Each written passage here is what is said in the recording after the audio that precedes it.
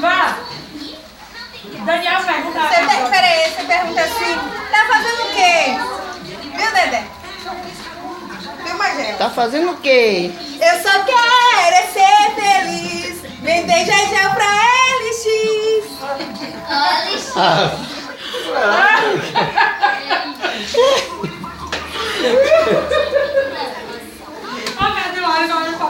Tá botando no WhatsApp pra você ser comediado. A foto direto, esse povo mostra, rapaz. De me comediar porque eu moro na Pitubinha, fazer o quê?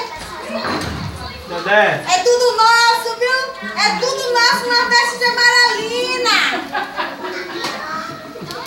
Ai, tá de lado, Doc. Ai, já sabia, mano, a sandália sumiu. É. Acharam minha sandália, irmão, eu sabia correndo com minha sandália. Vai, dá um comentário aqui, Daniel. Que ela vai falar da perca da sandália dela.